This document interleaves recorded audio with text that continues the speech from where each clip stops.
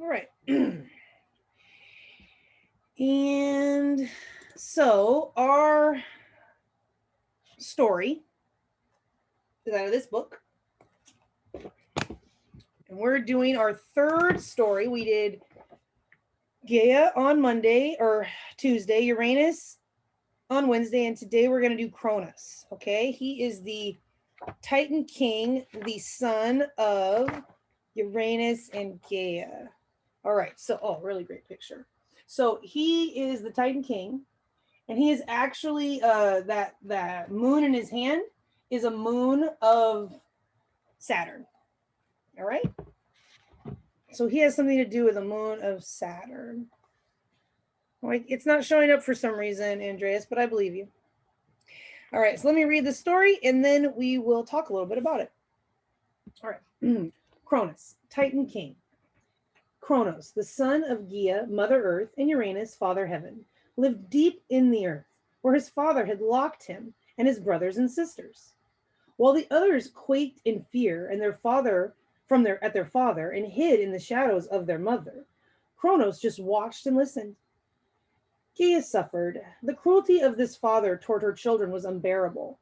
She tore her hair, she gnashed her teeth, and in the end, she offered her children an adamantine sickle, lustrous and unbreakable, to confront their father with.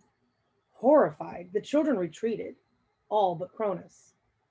Where his courage came from, he didn't know, but he never hesitated. He waited until nightfall when his father was asleep, then silently, stealthily, he struck. Wicked Uranus, his his fear became a self-fulfilling prophecy, cruelty in the snake that bites its own tail. The blow was powerful, not lethal, no. The old man lived on, but withering. He became a shadow of himself, his strength a memory, an immortal god humiliated for all time. The blood of Uranus splattered across Gaia. Gaia spun and spun. Yes, she had wanted freedom for her children.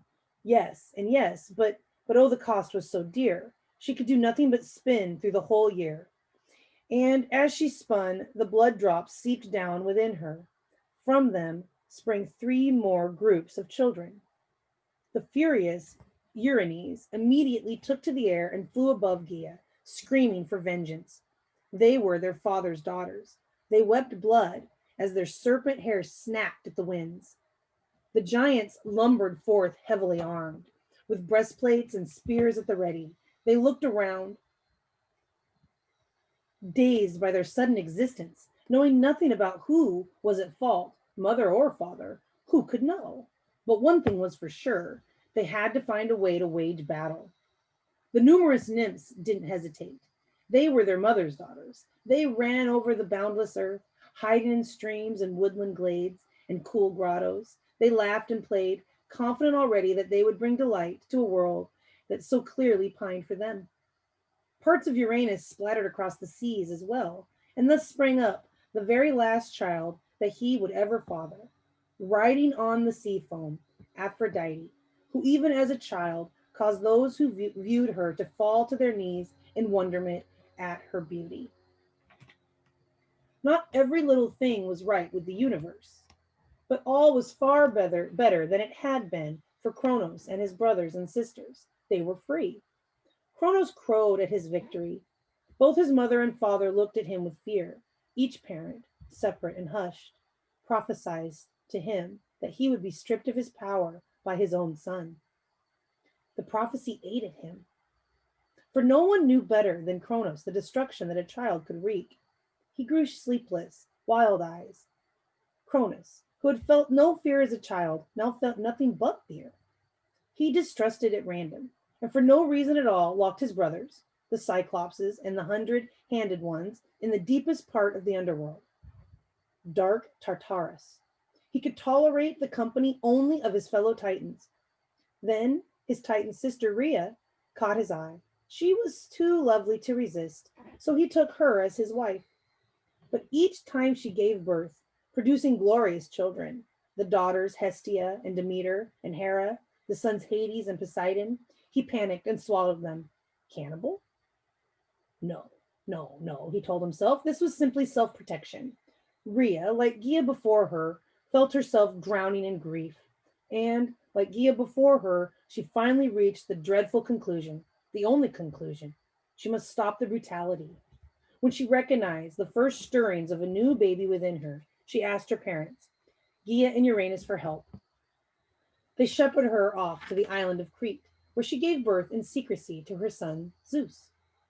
Then she left her newborn son for her mother to raise, swallowed a stone, and hurried home to Cronus, who quickly seized the false babe and swallowed it. Wretched Cronus, completely duped, completely ignorant that his son Zeus lived, completely doomed. Ooh, that was the end. And here's the next. Here's the next one. We're going to learn about Zeus, the king of the gods. And we learned a little bit about him already. We learned that story of him and Demeter. I want to show you this picture of Cronus swallowing the stone that he thinks is baby Zeus. I think there was one more picture, maybe. Nope, that was it. There is a little thing here that says the rule of the Titans. So Gaia and Uranus had 12 Titan children. Cronus was the leader, with Rhea his wife. Oceanus encircled the world in water, while Thetis was mother to land rivers. Hyperion was lord of light, and Theia shining beside him. The other Titans were important mostly because their descendants were remarkable. Titans ruled in the Golden Age, but were overthrown by younger gods, the Olympians. One Titan, though, Themis, had lasting importance throughout Greek mythology. She was goddess of right and wrong, the embodiment of justice. So, just a little blurb for you.